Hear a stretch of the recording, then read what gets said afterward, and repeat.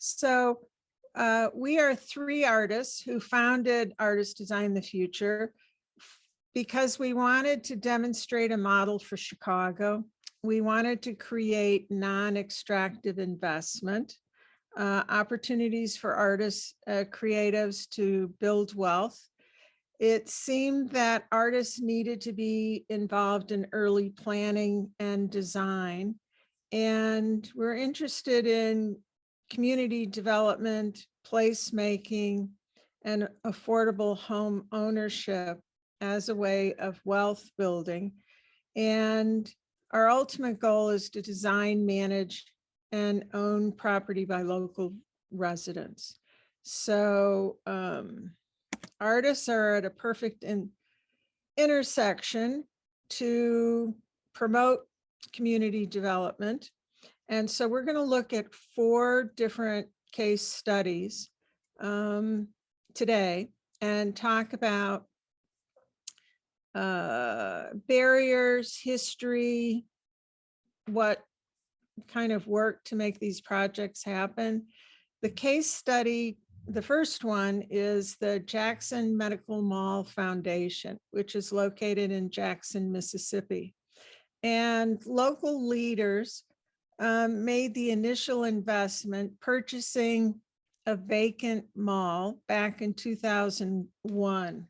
And so it was a small group of leaders that led this, but it was 14 years later that they got a $3 million grant from Art Place America, which was very interested in exploring how arts and culture can impact community development.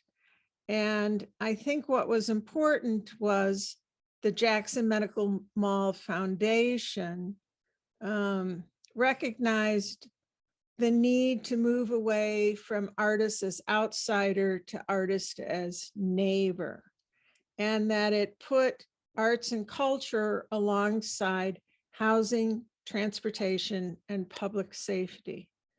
And the outcomes that they were looking for was economic development, open space, public health, youth opportunities. And they also had this giant mall that they had been working on for now close to 20 years and activating. And I think one of the most important people in this endeavor was a board member who was an artist, Daniel Johnson.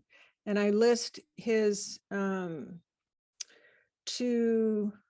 he has a consulting service now that process. And I kind of bring up this we making that was coined by Carol Babel. And she's a cultural thought leader and co-founder of the Ashe Cultural Arts Center in New Orleans. And she said, this is, this concept of placemaking, of artists impacting community development is something we've known in our gut for decades and decades. And that the arts and culture are a magnetic way to unite people. But in 2018, the mechanism of how this worked, and this is what, 4 years ago, a number of foundations, the Kresge Foundation, Bush Foundation, Knight, Robert Wood Johnson, Art Place America, and the NEA put together a group to study this arts and culture development. And so their conclusion was that there was 4 drivers of place-based arts and cultural strategies: relationships, a sense of belonging, orientation toward the common good, and a willingness to participate. And I've got a link here. We can save the slide deck and share it. And probably what I should do and haven't done yet is put all of these links as secondary resources because they're just so full of information. But Daniel Johnson initiated the planning process over a 5-month period of time. So the group, because of his influence, were able to get the $3 million for 3 years to do the planning. And he recognized that nested within the social layers of the area, the neighborhood around Jackson Mall, he went around and talked to everybody: security, staff, tenants, mall walkers, neighbors. Now, recognize that this mall has health providers, social service agencies, and the like within this space, but he wanted to take it further and talk to everybody about their resources, their interest, and what they wanted to see in the mall. And he also crafted a framework that brought local artists to the table at every point of the planning process in those 3 years to interweave arts and culture in the everyday programs.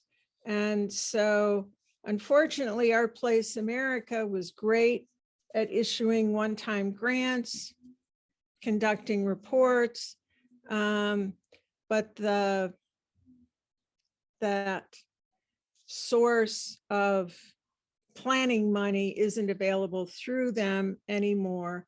But there are lots of foundations that invested in this, and I think they're all important to go back to. I just wanted to share that sometimes in arts development, it takes a very long time for an organization, even when you have your space from day one, 2001, it took them till 2018 to do the planning and to incorporate the arts and culture component crossing sectors. A case study number 2 is another one that's longstanding: Project Artist Row Houses in Houston, Texas. And this was initiated by an artist and his 5 friends, all artists. And they recognized in the 3rd Ward in Houston that there was these abandoned, decrepit, falling down row houses, and they just gathered together materials and friends and volunteers and started fixing them up.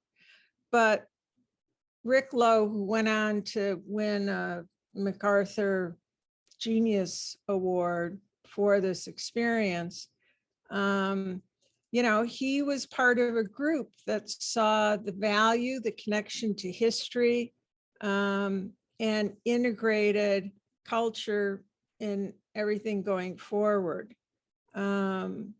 So he wasn't looking to create space for artists, but they built this relationship. Dr. John Briggers was a Houston-based artist and educator who had a lot of information about shotgun houses, the physical landscape, and made this appreciation for architecture part of their founding concepts. And they engaged the community. Oh, I'm jumping forward. What was important was support. The NEA did give them grant money, seed money to get started. The Elizabeth Firestone Graham Foundation was instrumental. The Merrill Collection, which is just down the street from Project Row Houses, gave their museum staff Mondays off to go down and help renovate. Chevron was a contributor. Volunteers from the neighborhood pitched in. A local church adopted one of the houses. And so through all of this support, it really revealed what it was that the neighborhood wanted, needed, how they could collaborate, how they could create a vision together. And in 2003, they created a sister organization of Project Row Houses called Row House CDC to manage an affordable housing program. And now in 2021, that encompasses 5 city blocks, 39 structures, and they do everything from encouraging hosting affordable studio space, community markets, programs that encourage artists to extend their practice, the social context through mentorship, commission-based work, public art opportunities, and all of this is based on the neighborhood's culture and history. And again, here are 2 links to New York Times article about Rick Lowe and information. Rick Lowe has gone on to work with different communities to initiate this same planning process. The Bronzeville Artist Lofts is a project that I worked on, and Alpha lives in it, and she's actually the instigator of the Bronzeville Art District. And so this was a vacant loft building that sat on 44th Street. And I really think the city wanted to tear it down. But it had such an interesting history with the Jones brothers, who were very successful entrepreneurs. Long time ago, the building was built as a dairy barn facility, but they opened the first Black-owned Ben Franklin store in it. So they were very industrious. The alderman of the ward, Alderman Dowell, she recognized the value of the building, and when the city was kind of moving to tear it down or redevelop it, she fought for the value of the building as being an anchor for artists, both to capture community history, the rich history of Bronzeville, and future development. And this is a backside picture before and an inside view before construction started. And the picture on the right is before anybody moved in, but you could see how wonderful the architecture with these massive timbers that suspended the second floor above the first floor was incorporated into the space. So it's an amazing building. This is the elevation drawing that won the development team, which was comprised of a local architect developer, Andre Gouchard, artist, gallery owner, a general contractor, and then my organization, the Near Northwest Arts Council. We had developed artists work, live elsewhere. So we were a full-fledged part of the development team. So the rehab of a 3-story masonry building cost $8 million. And it was financed primarily with the City Department of Housing resources, public funding, state funding, TIF, etc. But because the city owned it and they did an RFP and we won the project, they were fully invested in making the project work, and it was completed in 2012. And it's a mixed use property in the sense that it has 16 work-live studios on the second and third floor, commercial space on the first floor. And 10 years later, yes, gentrification is an issue. The middle photograph is a promotion that the artists living in the building put together, a way of saying this is the face of our artist community in Bronzeville. And one of the first events that was held after artists moved in the spring was pulling artists. This was co-sponsored with the Chamber of Commerce, where artists brought their studio to the sidewalk. And now the Bronzeville Arts District is fully formed. It's directed by 5 organizations, and they actively survived COVID lockdown with virtual tours. And Gallery Gouchard, who was part of the development team, has also organized a community foundation that hopes to, its purpose is to further the vision of artist-led community development. And it also gives them, as a commercial gallery, an opportunity to attract grants, contributions, and support the work that they do. Alpha, I have to say that sometimes the projects we work most closely on, we don't have, I don't know, I look for your feedback to get a fuller story about the case study. I think one of the main reasons that I want to bring it up is how hard it is for artists working together to do development, even with full support of the city. We had a very difficult time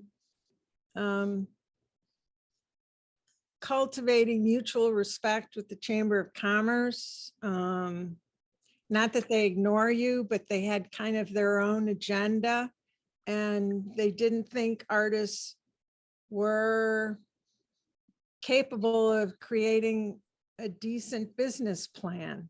And well, I think what you're talking about, it wasn't the chamber, it was the QCDC, Quad Community Development Agency, which is an arm of the Alderman's office.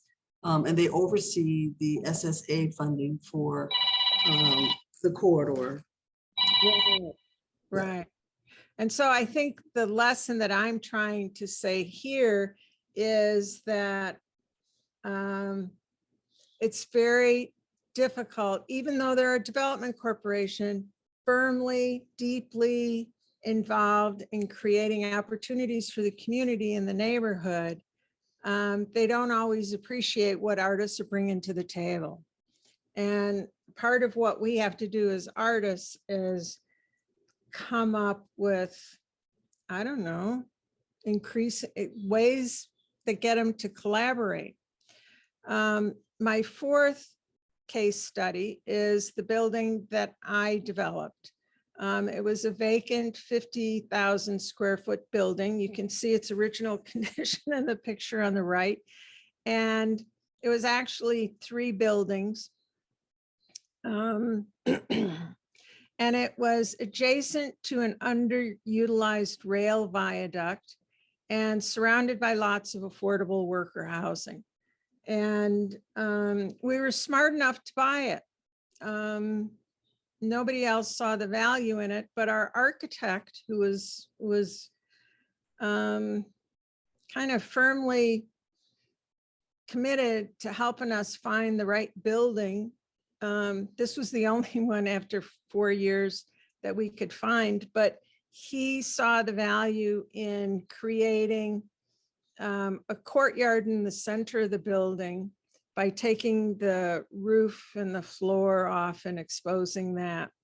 And so we went into it knowing that we wanted to create 25 units of affordable home ownership, designed, managed, and owned by the artists. And there is an artist in residence Vimeo, complete with Mayor Daley talking about the value of artist housing in Chicago. So that happened. We bought the building in 1996. We started organizing and planning for this in 92. Between 92 and 96, all of the speculation and vacant industrial lofts was going full steam, developing luxury lofts for this new population of creatives.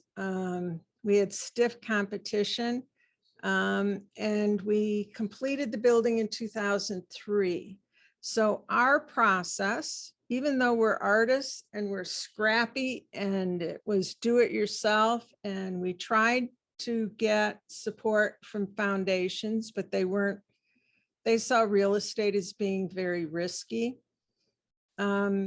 We gathered our potential buyers together, trained them in cooperative ownership and decision-making.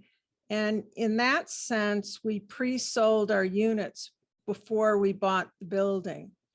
And because we had such a sound business plan, and our money came from mortgages. $1 million came from the city, which had a program that helped affordable housing for low-income families. But really an important component of that was patient capital.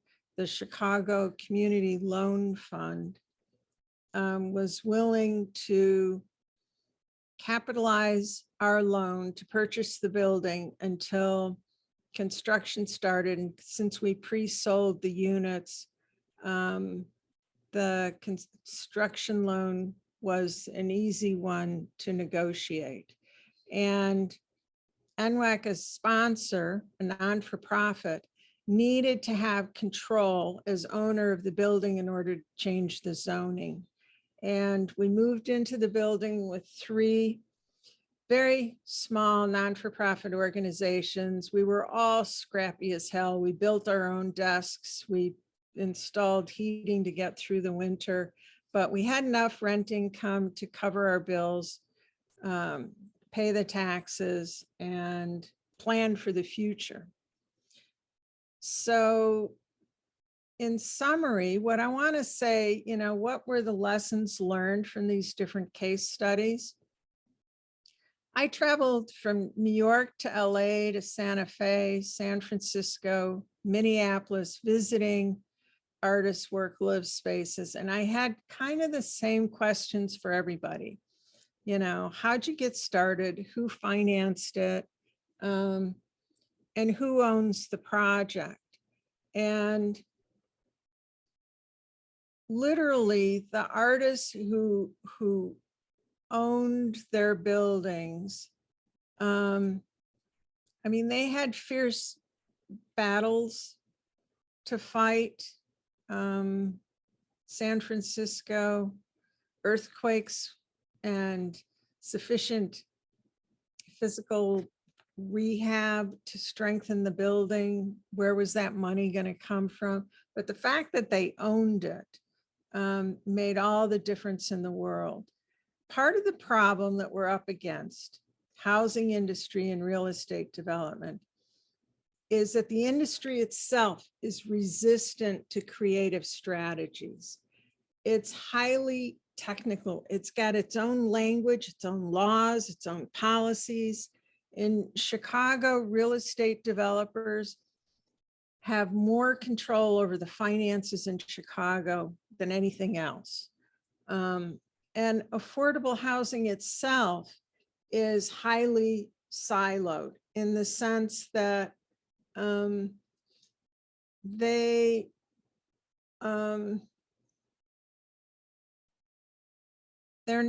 it's not that they're not transparent. They have a full plate trying to figure out financing. for their projects, and they're not, they got their way of working things, and they're resistant to creative strategies. The metrics that are tied to funding real estate and housing is all capitalist, positive cash flow, high developer fees. They talk a lot about the risk involved, and they sure do not want to risk their retirement funds to work with artists or communities in creating affordable, sustainable housing. So the question that I ask us to discuss at the end of this is, what steps can artists take that builds trust and collaboration in the community? Where we want to build community, we want to build partnerships, and we want to work across sectors. So I'm asking you that question. And also for some feedback. Well, that's a big question, Laura. I was trying to take it and put it into several different, and all I could do was write down what steps can artists take when they can build trust in the community. But because I don't take dictation, I couldn't write down the other parts of that question, but it was a very good question. Yeah. And so if I'm going to make a comment on it, is it the time now to make our comment on it? Absolutely. Yes. So it took a lot for me to build trust here in Bronzeville, because I'm not from the South Side. I'm not from Chicago. And so it's always where I had to have a community of artists that were already here, and I had to develop trust that I wasn't an outsider coming in, working with on programming. The Bronzeville Art District has been a collective group of art partners for the last 16 years. So that was going on before I came in. I came in 2014 when moving into the building. Before that, I would come and just maybe take the trolley ride and kind of, look around and introduce myself. But I wasn't one of the regular South Side, artists that people are used to seeing and doing things in the community. So that's first and foremost when you establish trust, when coming into the community, and then you show community investment, that you're investing your time and your energy into, like when I sit on their committee, and I was introduced, a lot of times I had to hold back and not dominate the table, in terms of, bringing in, commentary, bringing in other ways of doing things, and not operating in a silo like I do with the Phantom Gallery. I'm an entrepreneur. I just working within a collective group of a committee that makes decisions together about something was something that, not as if I couldn't do, but I just felt it was a slow machine, right? Right. And so another thing is to look at I always saw this as an opportunity to talk about cultural tourism, and not just, and how it plugs into the bigger picture of the city. So that's the kind of conversation that I would have at the table. The other conversation, by moving into community, I work on the ward level by going in, introducing myself to the alderman that has supported this project and that supports the art district and that knows the main players, and the owners of the galleries in the community. But it was important for me to introduce myself, as a constituent, as a person that lives in the ward. And these are, and as long as we're all in an agreement, that we're all kind of on the same page, and that I'm support of the main players, then it was fine to support whatever initiative, as long as it was part of the cultural plan for the area, right? Right. And then the third thing that I made sure that I did was look at the cultural awards plan and how the communities have their own cultural plan, you know, and how I can take those words and make that a working document, you know, and how to implement that working document within the community that I'm now living in. And that they had. So the community has a vision, but the important part that you play is like, how do you put that in action? Exactly. Right. You know, and then create an action plan for that. Bringing my background and expertise in community development, working from a municipality level and being trained on a state level. It's different when you're coming in community, how you have to shift gears and be the artist in the community and not the art administrator that comes into community. So I'm not skating a fine line, but I knew my place in community would be as an artist first. Right. With that investment. So it's kind of interesting when I looked at the Jackson. Now I've never visited the Jackson Mall, but I found it through the University of Florida, which has a very active curriculum research arm, looking at the relationship of arts and health. And so that was a strong relationship in those first 20 years of operating that big space. When I went to their website, and the artist who was on their board was such an important catalyst in incorporating arts and cultural development into their plan. But they needed $3 million first in order to you know, set all of that in motion. But when I go to their website now, they haven't updated their report since 2018. And it's hard to kind of track down all that artist activity. I think it's just, it's hard for organizations to both implement the programming and document it and share it with the larger world in a marketing sense. And so, what am I trying to say? Artists are an important part of that action plan and implementation, but there doesn't seem to be enough money to go around to kind of give them credit for what they're doing. That's all. It's kind of, I don't know. It's a barrier. It's an obstacle. It's kind of like, okay, you get an NEA grant and you can launch this, but there's not enough money to kind of keep you going. Right. And that's what the SSA in Chicago is all about, is that there's a very small tax that's placed on everybody in the commercial district that it raises substantial money to market the district. But I remember the first year when we were doing the Chicago Artists Month, and we had a great flyer, and the SSA was more than happy to print it, but they didn't give them to you until the day of the event or afterwards. It was just, you know.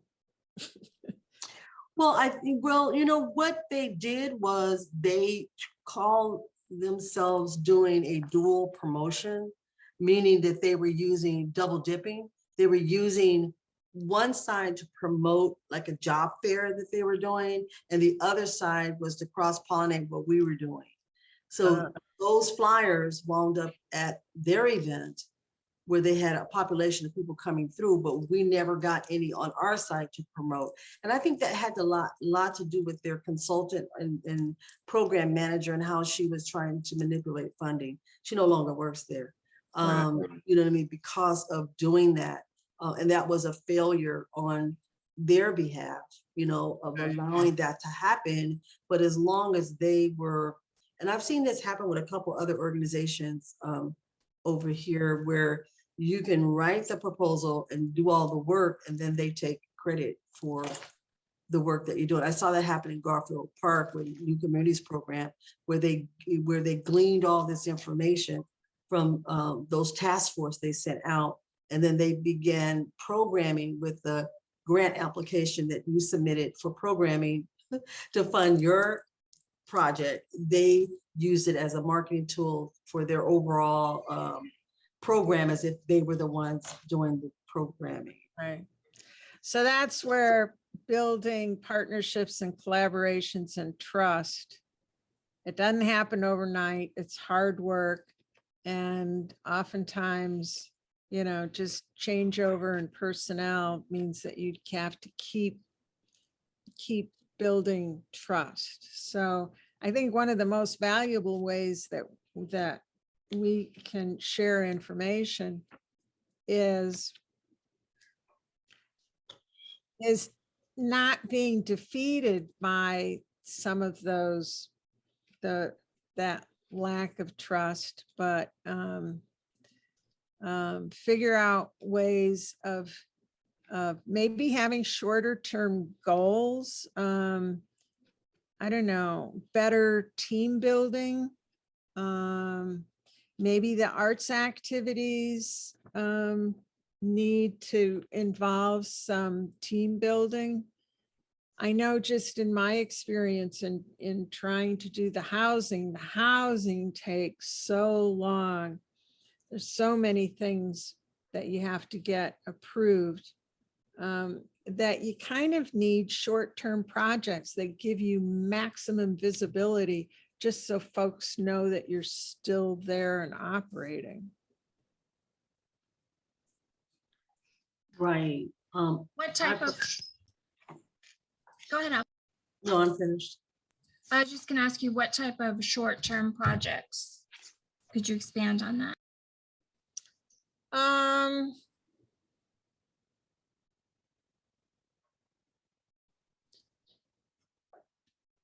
I don't know. I'm thinking that murals are visible and monumental, but you do a portion each year, so they keep coming back, and they have to kind of, you don't want to do one big massive project and have it be over with and everybody goes away. You kind of have to keep people engaged. One of the more interesting mural projects in Joliet, they constructed their murals imagery around the history of Joliet, and they made that a part of the curriculum for all 6th, 7th, and 8th graders. And so the teachers had materials as part of the curriculum. And so there was like everyone who went through the schools learned the history through the mural process and became cultural ambassadors. I think maybe people got tired of the project after a decade or so. But I was inspired by the connection of the artists. Oh, the other thing, and Kiela, you could correct me on this, but the artist who worked within the organization also became members of the local union. And so it made a difference in the artist's wages and earning capacity, et cetera. Yeah, you're right. Except as far as I recall, it was only one artist. I wish I had been one of them. I was so admiring what she did, and I'm like, that makes so much sense. But you know how, like, if you don't really know how to do a thing, she's like, you can just pick a union, the tile setters, the the bricklayers, one of the ones that's most aligned. And yeah, that was so cool. Yeah, Smart. for one person, we got to figure out a way to share this stuff. Well, and you bring up a good point, because that, as artists design the future, that's one of the things that I think is important, that we have highlighted as important, which is to share this information, whether artists all connect with the first development we're doing, but to really share the path, so people have an understanding of kind of where to start, which actually relates to one of the questions in the chat. I don't know if you can see them, but I didn't want to end your conversation. I can bring it. Just let me know when you want me to read them. No, that's good. Now's a good time for chat questions. Okay, so I'm going to kind of jump around. There's a few, and I just had a couple clarifying questions for anybody listening to the video. When you said Chicago Community Loan Fund has slow money, can you explain to people what that means? Oh, no, they weren't slow. They were patient. Patient money, but can you explain what that means? Right. It was, so they're a community loan fund. Part of their money is federal investment from the reserve. They also work in partnership with local banks to satisfy their Community Reinvestment Act requirements. And so their money is available for affordable housing, community-based projects, entrepreneurial investment. And they don't have to make huge amounts of money back, but they are a bank and they need to replenish their funds in order to make more available to the community. So they're pledged to financing projects that might not find funding in the larger banking community. They're patient in the sense, in our example, we brought a strong business plan because we had pre-sold all of our units. We had construction drawings in hand. We had our group of artists as buyers trained and already organized as a cooperative. And the value of the building, if we fell flat on our face and nothing worked, they could sell the property and get the money back that they lent us. But they structured the loan. They structured the loan in a way, they earned interest off of it.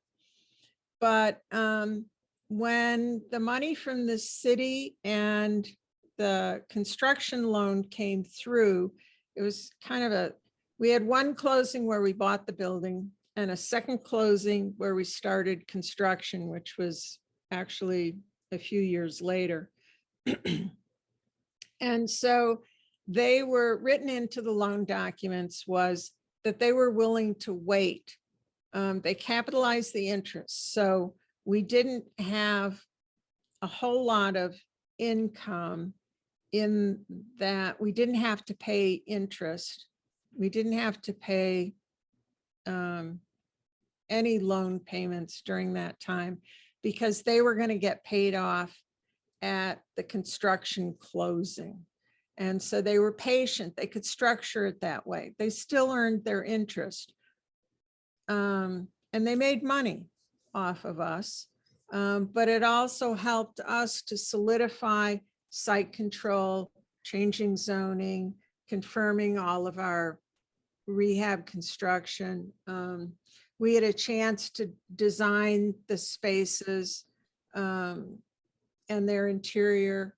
And so it worked out.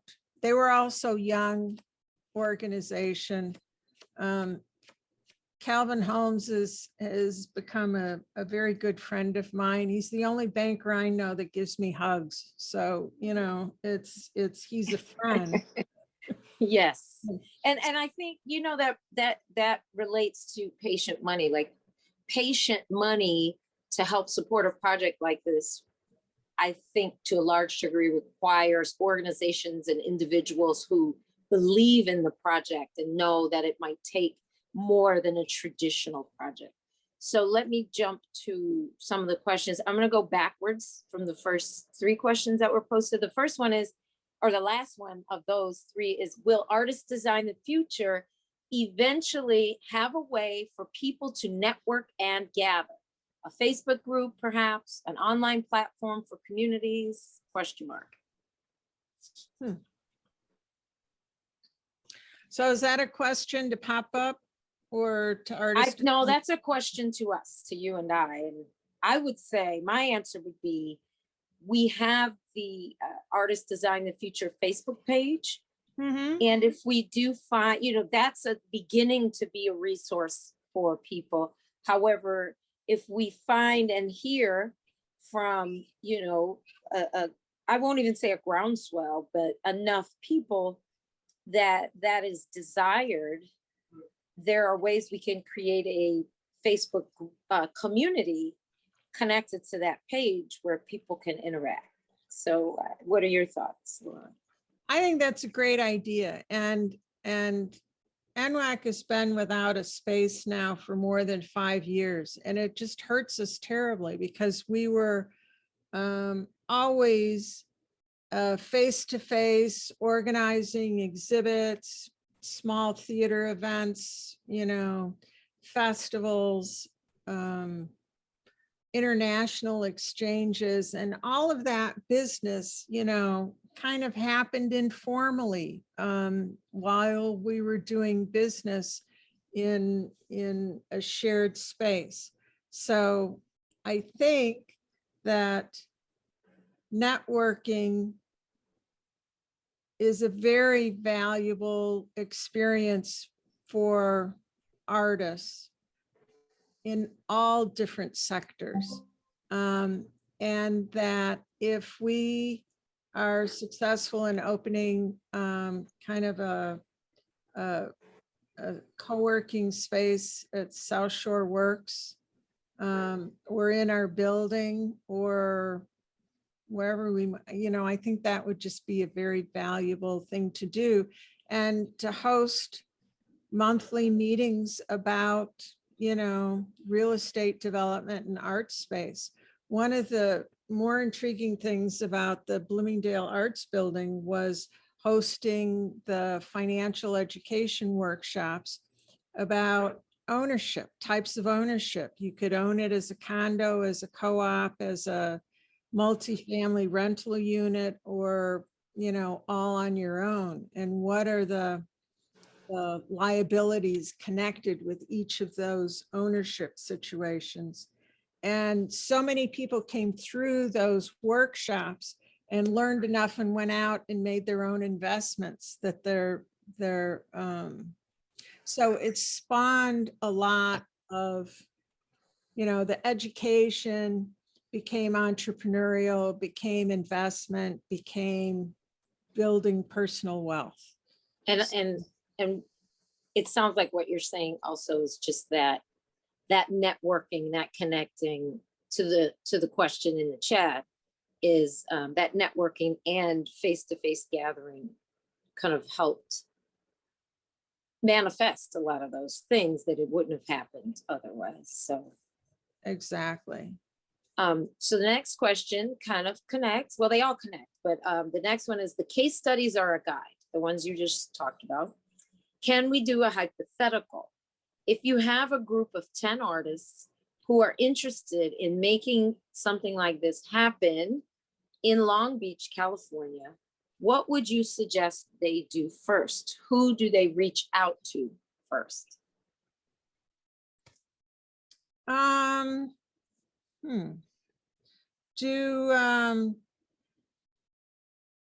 guess,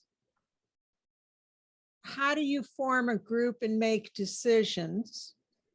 it's kind of a team building exercise. You need to kind of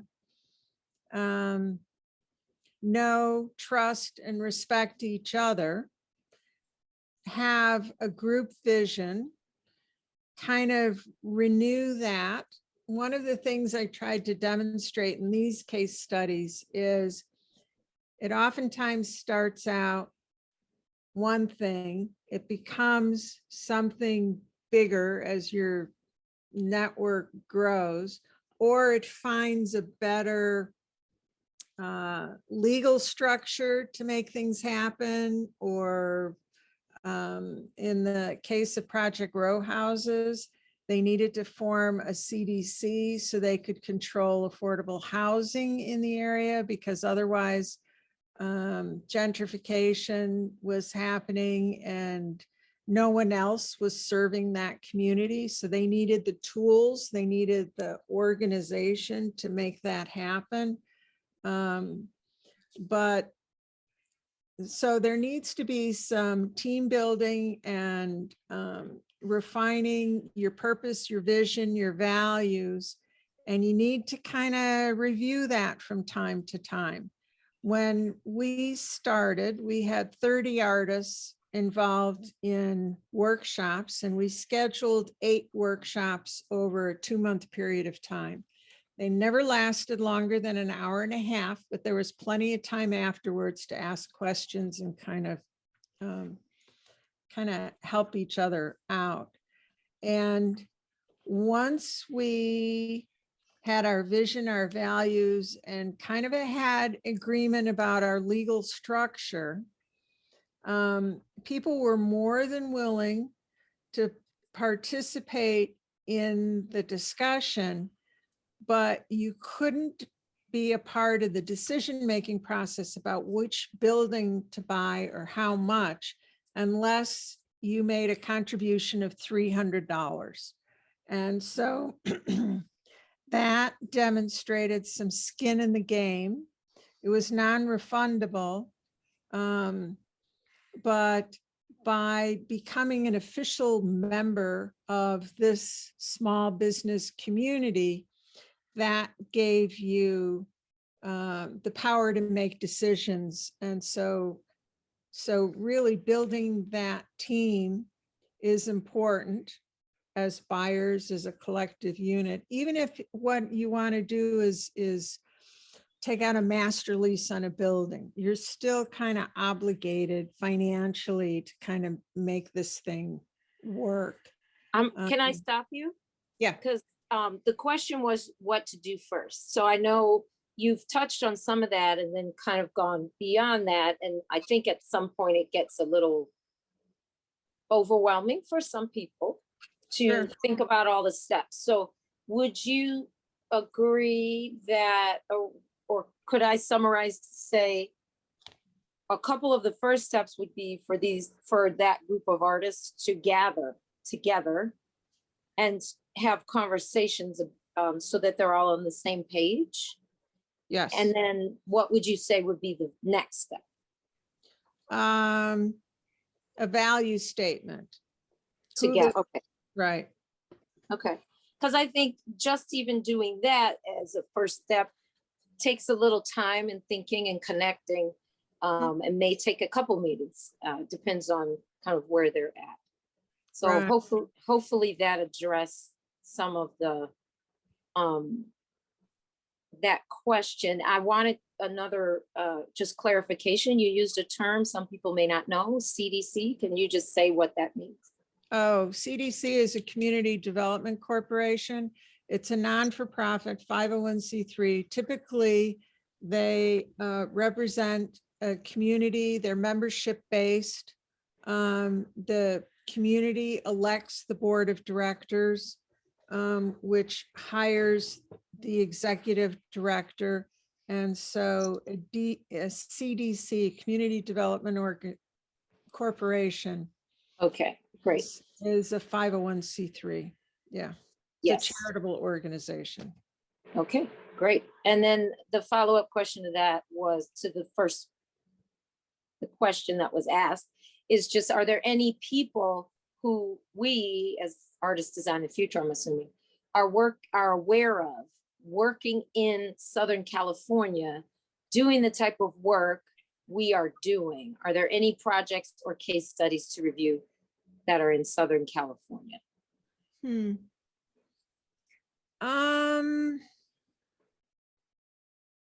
Boy, I would need to do some research. You know, I lived in LA for 10 years, so I'm familiar with the terrain, the organizations. It was when I was in graduate school, so it was a while ago.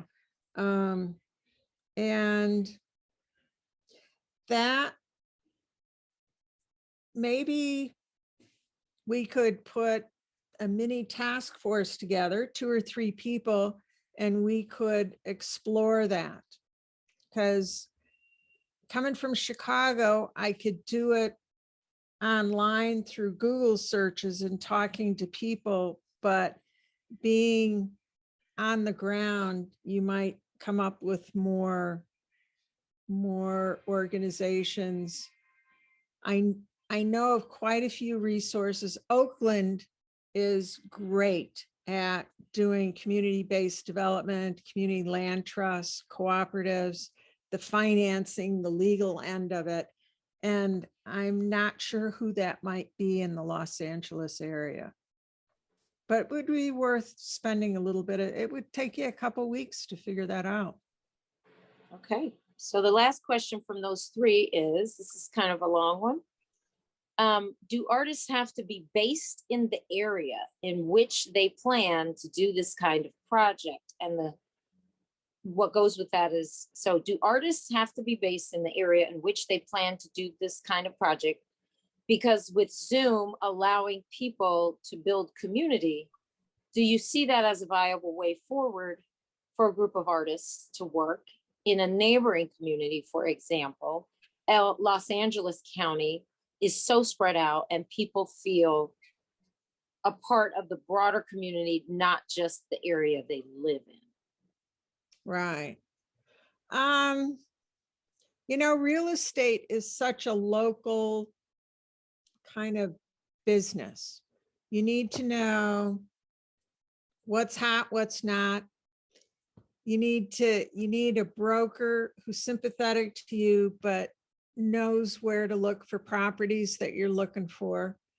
You need to kind of cultivate, you know, from a zoning, kind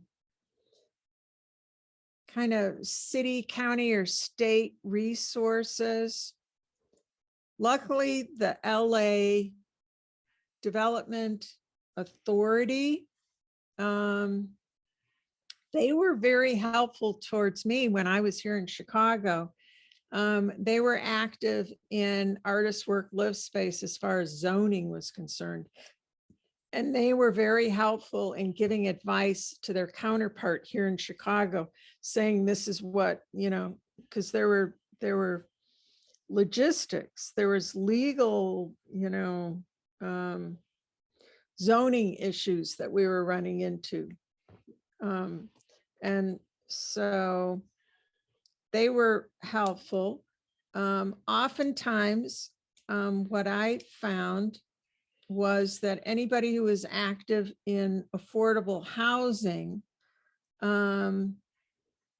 could be a great ally in finding financial resources, foundations, etc. And I think if it were, you know, if you're organizing via Zoom, you can have charrettes or kind of a task force. You can have a directed discussion with urban planning, city agencies and foundations sitting around the table saying, here's our obstacle. How are we going to solve it? What are the barriers for artists collectively, you know, owning a building together? And Zoom is great for working out those kinds of conversations.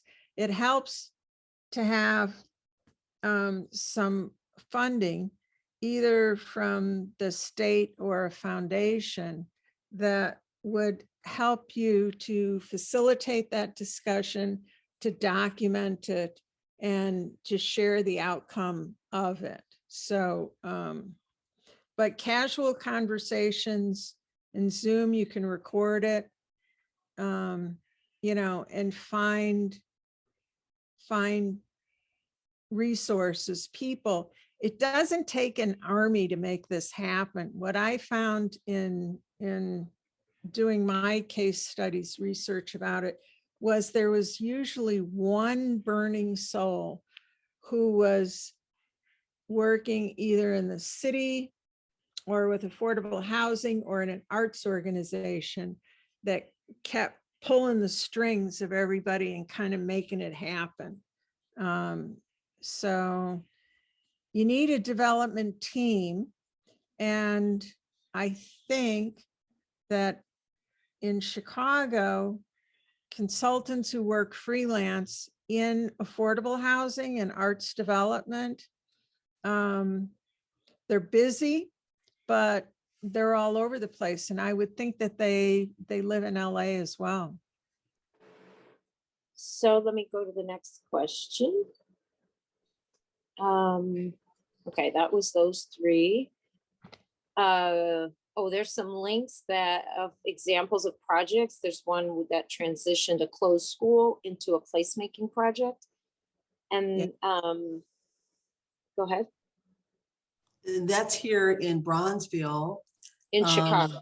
Yes, it's one of the projects that as an artist, the question was asked earlier, how you come into community. And so I thought I'd share this one. And this is over with Creative Grounds, was a group of architects slash artists that came into the community through their backgrounds were at Columbia College, the University of Chicago, the School of the Art Institute, and they began doing installations over at Overton. I personally was have a mural that was saved. It was painted in like 2008 over at the school, actually 2007 at the school, and I thought it was gone, painted over, whatever. But an architect bought the school once it closed down and decided to, how is this going to transform community instead of just building a cultural center? He wanted the cultural center to kind of evolve over time. So a great way for him to do it was to engage the artists to tell the story of Bronzeville and to do this huge placemaking project. I was on, because again, my relationship with the community and being in Bronzeville and being an artist that painted a project that's still now breathing and living within this school.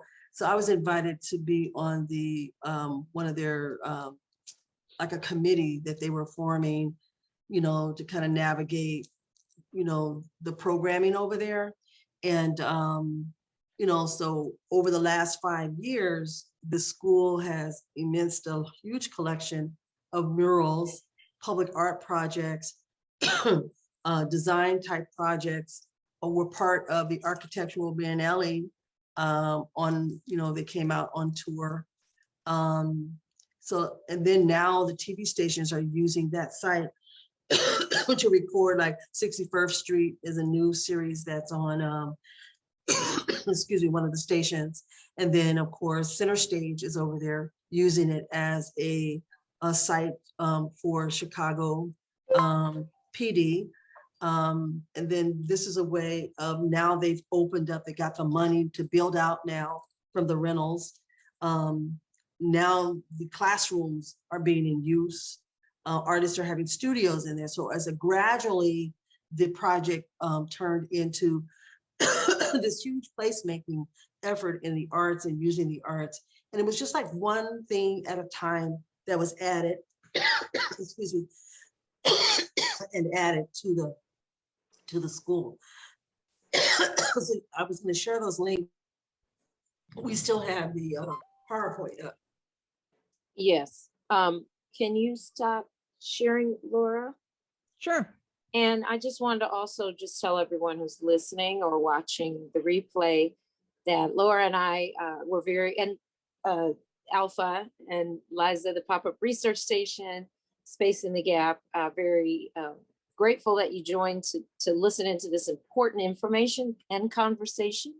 And we invite you to come back next week and join us, bring questions you have, perhaps projects that you're working on, but definitely questions related to either what we're doing or the case studies that Laura presented, so that we can take a deeper dive next week into more about this conversation and this important work. And we also invite you to visit Artists Design the Future's Facebook page that has some starting information related to specifically what we're doing. And I'm going to turn it to you, Alpha. You wanted to share one more link, I think, before we end our live, or are we done? Sure, just a moment. I'm just having this coughing fit for some reason. Is it the link you put in the chat? Maybe Laura Yes. can show Could it. you share that, please? Can you show that link?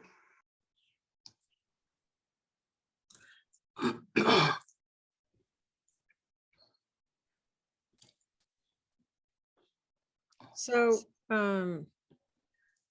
with the Bronzeville Artist District, You can, no, you know, I can share it if there's a problem with you getting there. no, I don't know. Okay.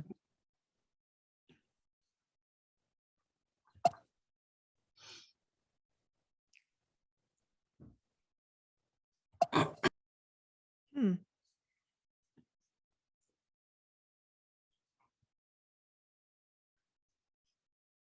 I can try it now. Okay, for some reason I can't get out of Google.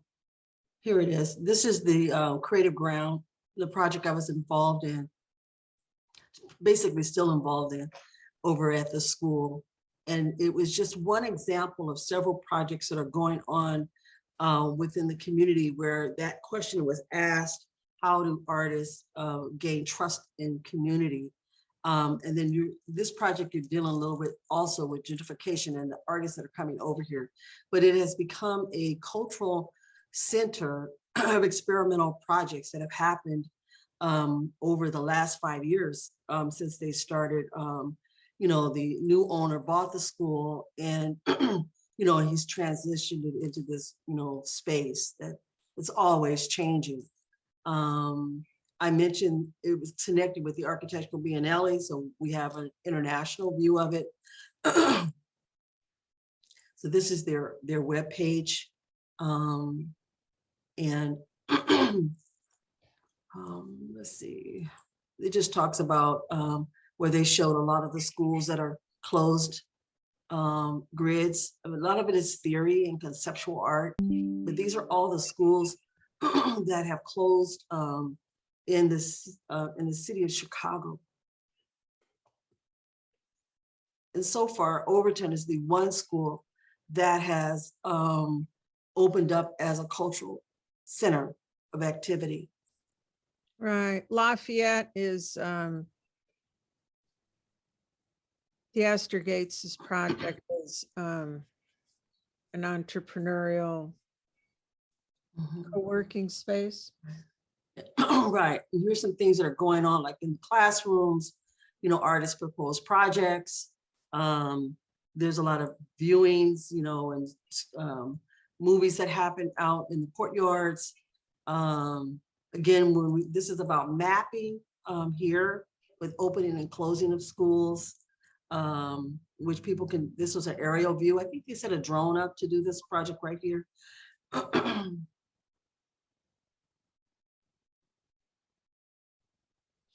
So are there any regular networking events at Overton? Yes, you know, last year I went out there to to their Juneteenth, and then they had a lot of cross section of young, between hipsters and I don't know, it was just this whole community between the hip hop and fusion and you know, just, you know, that 35, the 20, 35 college age 30s kind of, you know, young entrepreneurs, artists, art groups that were performing, and that whole cultural scene that was out there, at the school. So just saying that these artists had to take 5 years to transition into community, for community to trust that there's something happening at the school, and it became bigger and it became bigger. But it was just that one thought of the one artist that said, can I do something here? And then the owner said, sure. And for me, he goes like, I found this wonderful mural. I'm going to keep it. I'm not going to destroy it. I'm going to, it's in my collection now. And so that tied me, I have a continual tie in the community where the children that painted that mural and their families, they have the trust that this legacy, this thing is continuing on as artists and community. Here in the Bronzeville Art District is the same kind of way of being in the community. We've been here, since 2014. I say we, meaning the Bronzeville Artist Lofts and the artists within it. And we had to build trust as well on 47th Street and see the transition slowly happen, to this legacy district that we're sitting in between King Drive and Vincennes. It's an art happening here. And then we're in a historic district. So it took that kind of trust in bringing in our own audiences and people that venture in, and the news and the publicity that goes with, with that. And artists do change community. They change the language of community. They change the culture of the community. And then they show that kind of investment, and the investment that we make is because of the kind of programming that we bring in and that we continue to do. And it's not just a one-shot deal. It's an ongoing, It's interesting what you're just saying, because I was just looking at the website since you shared it with us, and they have actually a position open for someone to help coordinate 4 events coming up over the course of the summer, specifically to engage with community and community organizations. So the other thing I would just like to add is to what you said is, I think sometimes there are people who they kind of think they like the arts, or they're not sure if they like the arts, or they're not sure kind of what these artists are going to do. And when they think about the idea that we change, quote unquote, neighborhoods, I would say from my perspective, we enhance and we highlight kind of what's there, because the stuff I've seen them do at Overton, and even what you just showed, highlighted history of Bronzeville. So it's not so much that, especially with hyper local focused things, it highlights the area, the community, the people, and then adds to it and expands on that. Would you say that's true? I'd say yes. Yeah. Yeah. And I think that's where the real estate industry, which is all about, perception, but flipping and developers fees and return on investment, and their whole metric system for measuring success in a neighborhood doesn't have anything to do with, history, social values, increased participation, folks voting, their way of measuring impact is totally in dollars. They do talk about jobs generated, but you got to question where they're coming from. I think that Kiela and I have both been involved in ethical development training and making inroads on real estate development that happens with people first values, and not so much run by the banking industry. Are we good for today?